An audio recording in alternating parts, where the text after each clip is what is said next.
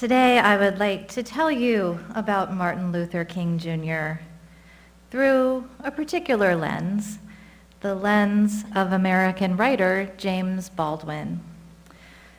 The inspiration for this service comes from an article from Esquire magazine from 1972, 50 years ago, but it was republished in 2018, marking the 50th anniversary of the King assassination. The article is called "The Shot That Echoes Still," and that can't be further from the truth. This article was written by James Baldwin back in '72, and it was actually an excerpt from his book of essays called "No Name in the Street." If you're not familiar with James Baldwin, you need to be. His intellect, his way with words, his personality, well worth it, and you can learn a lot from him that is still true to this day. And if you have Netflix or Amazon Prime, there's a documentary about his life called "I Am Not Your Negro," and that's a great introduction to James Baldwin, and Samuel L. Jackson does the voiceovers, so it's pretty cool. But I'll tell you a little bit about James Baldwin. He was born in Harlem in 1924, and was the grandson of a slave. The oldest of 9 children, he grew up in poverty. About his childhood, he recalled, "I knew I was black, of course, but I also knew I was smart. I didn't know how I would use my mind, or even if I could, but that was the only thing I had to use." By the time he was 14, he was spending much of his time in libraries and had found his passion for writing. He also followed in his stepfather's footsteps, and in his young teens became a preacher. Of those teen years, he recalled, "Those years in the pulpit, I didn't realize it then. That is what turned me into a writer, really dealing with all that anguish and that despair and that beauty." I think that beautifully sums up what we do in church, right? We celebrate the beauty of life and recognize and work to cope with the anguish and the despair. But by his late teens, showing how precocious he truly was, he moved to Greenwich Village, and he worked for several years as a freelance writer, mostly on book reviews, but he caught the attention of a well-known novelist at the time who helped him get a grant that would kind of secure his living and really enable his ability to write. So in 1948, at the age of 24, he left the US for Paris, where he hoped to find enough distance from American society, the society he grew up in order to write about it. So when he was in Europe, he finished his first novel, Go Tell It on the Mountain. It was published in 1953. It was an autobiographical work about growing up in Harlem, and the passion and depth he used to describe the struggles of Black Americans were really, in 1953, unlike anything that had been written before. So over the next 10 years, he moved from Paris to New York, to Istanbul. He wrote essays and novels. The essays were about racial tension. They called them having eloquence and unprecedented honesty. And his novels dealt with the then taboo themes of homosexuality and interracial relationships. This guy was not one to shrink away from controversy and challenging dominant opinions, let's say. So by describing life as he knew it, he created socially relevant and really penetrating literature. And he did become, because of this, he became a best-selling author. But his travel throughout Europe ended abruptly in the early 1960s when he realized that he had to return to the US to take part in the civil rights movement. And so traveling through the South, he wrote an explosive work about Black identity and the racial struggle called The Fire Next Time. That was 1963. This was a bestseller. It got him on the cover of Time magazine. He always called for human equality in his essays and became an early and essential voice in the civil rights movement. And though at times he was criticized because he still took a pacifist stance, he remained an important figure in the struggle throughout the 60s. So after the assassinations of his friends, Medgar Evers, Dr. King, and Malcolm X, Baldwin returned to France, where he worked on a book about the disillusionment he felt called If Beale Street Could Talk, which was published in 1974, just 2 years after this essay that I'll be talking about.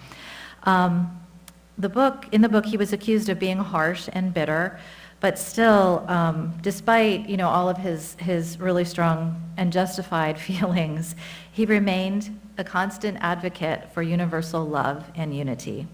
And during the last 10 years of his life, he wrote more fiction, nonfiction, and poetry. And by 1987, when he died of stomach cancer at the age of 63, by then he had really become one of America's most important and vocal advocates for civil rights and for equality of all kinds. So that's the end of the biographical sketch. So Baldwin, in 1972, he's writing about his experience of the death of Martin Luther King Jr. in 68 and its aftermath, his very, very personal, very emotional takeaways of the death of Dr. King and the others as well. He wrote, "Since Martin's death in Memphis and that tremendous day in Atlanta," he's talking about going to the memorial service for Dr. King, he says, "Something has altered in me. Something has gone awry.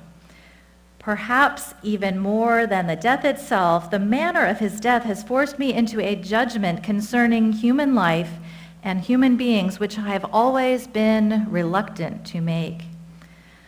Here I think he's talking about that his belief in the good of humanity, especially in the good of white humanity, has been severely shaken.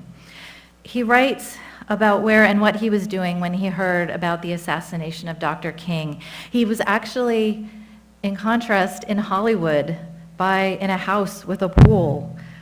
He was there to work on the screen adaptation of the autobiography of Malcolm X.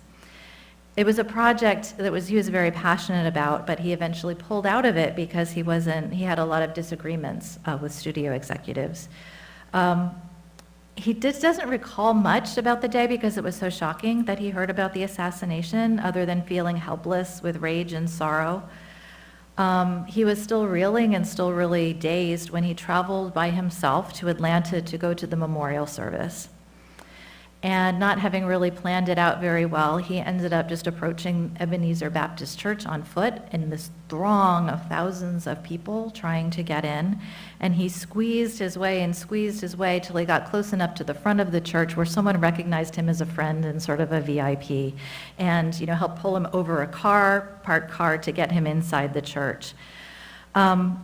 He describes this surreal scene of celebrities, a lot of names to drop, but yet this feeling of incredible tension, he said, as if the world would crack.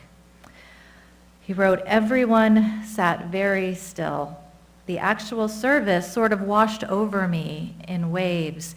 It wasn't that it seemed unreal, it was the most real church service I've ever sat through in my life, or ever hope to sit through." After the 2-hour service, the mourners exited the church to, again, view this sea of people. They were all along the road, in the road, on the roofs, on both sides of the street. And Baldwin wrote, "Every inch of ground was black with black people, and they stood in silence. It was the silence that undid me. I started to cry, and I stumbled." After his story, telling the story of this memorial, he really comes to the heart of the matter regarding what the losses of the great civil rights leaders meant, what they meant to him, and what they say about our country. He wrote, "I don't think any black person can speak of Malcolm and Martin without wishing that they were here. It is not possible for me to speak of them without a sense of loss and grief and rage, and with the sense, furthermore, of having been forced to undergo an unforgivable indignity, both personal and vast. Our children need them, which is indeed the reason they are not here, and now we, the blacks, must make certain that our children never forget them. For the American Republic has always done everything in its power to destroy our children's heroes with the clear and sometimes clearly stated intention of destroying our children's hope. This endeavor has doomed the American nation. Mark my words.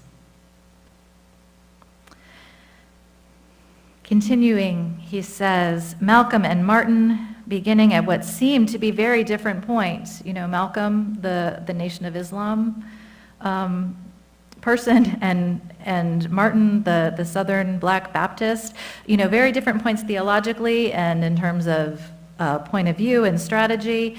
He continues espousing or representing very different philosophies. Found that their common situation so thoroughly devastated what had seemed to be mutually exclusive points of view that by the time each met his death, there was practically no difference between them. So he's saying, you know, they started out here and here, but they were in the same struggle, and so they kind of came to this point.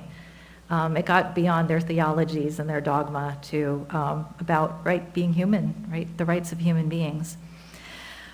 He said, before either had time to think their new positions through, or indeed to do more than articulate them, they were murdered. Of the two, Malcolm moved swiftest and was dead soonest, but the fates of both men were radically altered, I would say frankly sealed, the moment they attempted to release the Black American struggle from the domestic context and relate it to the struggles of the poor and the non-white all over the world. That's the end quote. This idea is startling and tragic. I mean, Baldwin, he witnessed this coalescing of Dr. King and Malcolm X around poverty and oppression everywhere.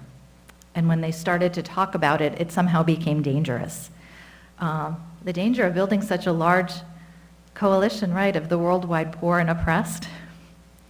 Perhaps it was a threat to so many power structures that was the final straw that made them even more urgent targets for assassination. Now we pretty much know now that Malcolm was the victim of a power struggle within his own organization, his own movement. But this was a movement that he had greatly overshadowed, and people did not like that. And Dr. King, he had victories in the civil rights movement and voting rights, and he survived both, only to be lost to assassination after he turned his sights to the universal issue of poverty. So it gives me pause. I think it might give you pause as well.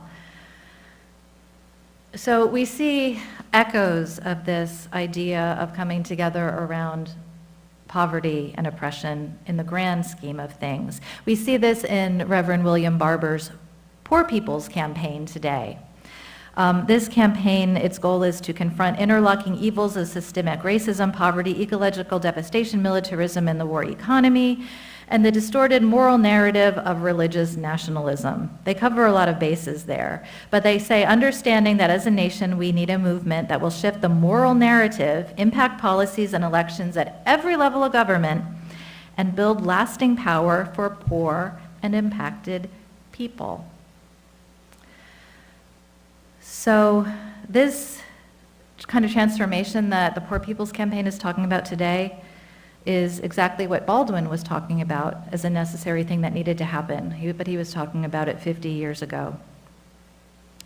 On how our systems perpetuate divisions between poor people, and we see this with the white nationalism movement today, Baldwin wrote, "Slaveholders do not allow their slaves to compare notes.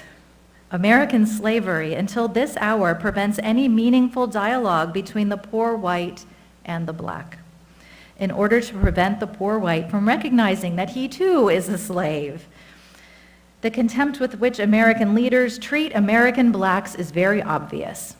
What is not so obvious is that they treat the bulk of the American people with the very same contempt.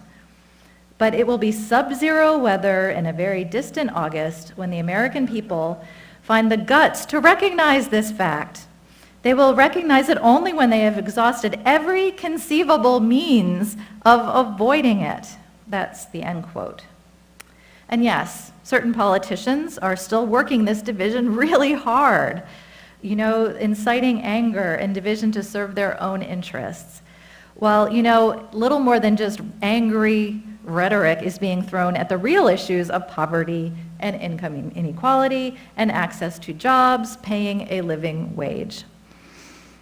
So as we look at Baldwin's words through this more contemporary lens of this escalating income inequality problem, unequal access to health care, education, and the list of inequalities goes on and on. You know, Baldwin's words aren't really just relevant today, they're kind of prophetic. He was telling us where we were headed, and by darn, we're there, sadly enough. He wrote, "It is unlikely that any Western people, and certainly not the Americans, have the moral resources needed to accomplish the deep and mighty transformation which is all that can save them. Such a transformation involves unimaginable damage to the American ego, would reduce all the American religious ceremonies, including the 4th of July and Thanksgiving, to the hypocritically bloody observances many of us have always known them to be, and would shed too unsparing a light on the actual dimensions and objectives of the American character. White Americans do not want to know what many non-whites know too well. For example, that foreign aid in the undeveloped countries and anti-poverty programs in the ghetto are simply a slightly more sophisticated version of the British policy of divide and rule, are, in short, simply another means of keeping a people in subjection." He continues, "Since the American people cannot, even if they wish to, bring about black liberation, and since black people want their children to live, it is very clear that we must take our children out of the hands of this so-called majority and find some way to expose this majority as the minority, which it actually is in the world, right? The poor of the world, the people who have less are the real majority." He says, "For this we will need and we will get the help of the suffering world, which is prevented only by the labyrinthine stratagems of power from adding its testimony to ours." Reminds me of that Tracy Chapman song, Revolution. Poor people gonna rise up and take what's theirs. So he continues, "No one pretends that this will be easy, and I myself do not expect to live to see this day accomplished. What both Martin and Malcolm began to see was that the nature of the American hoax had to be revealed, not only to save black people, but in order to change the world in which everyone, after all, has the right to live." And then Baldwin, really coming into his sense of power, he ends the article by invoking his ancestors. He wrote, "White people have only to consider the black people, my ancestors, whose strength and love have brought back people to this present crucial place. If I still thought, as I did when Martin and Malcolm were still alive, that the generality of white Americans were able to hear and to learn and begin to change, I would counsel them, as vividly as I could, to attempt now to minimize the bill, which is absolutely certain to be presented to their children." And I'll add that that's 2 generations of that bill is coming due since his time. Baldwin continues, "I would say if those blacks, your slaves, my ancestors, could bring us out of nothing from such a long way off, then if I were you, I would pause a long while before deciding to use what you think of as your power. For we, the blacks, have not found possible what you found necessary. We have not denied our ancestors who trust us to redeem their pain." That's the end quote. I think here he's saying, our ancestors looked out for us. They survived horrible things. There's a strength that you do not even realize. When your answers, I don't know. That's not necessarily a strength to draw upon, especially when it comes to slaveholding ancestors. But again, James Baldwin didn't have much hope for white people ever being able to get it. And I have to say, he's not wrong, bar a few exceptions. He calls on the strength of his ancestors, of a people who survived the most horrific things. Brutal and dehumanizing conditions, life-threatening conditions over 400 years of generations. I mean, today we call that multi-generational trauma that can actually be passed through DNA. So he was right when he said there is still so much pain that needs to be redeemed.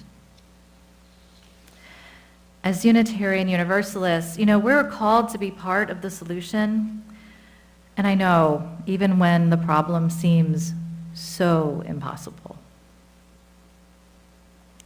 May we have the courage to bring about the extraordinary social transformation that Dr. King and Malcolm X and James Baldwin and today's Reverend Barber and Black Lives Matter and so many others have called for in the past and are still calling for today. They are calling for equality for all, hatred for none. May it be so. Blessed be, and amen.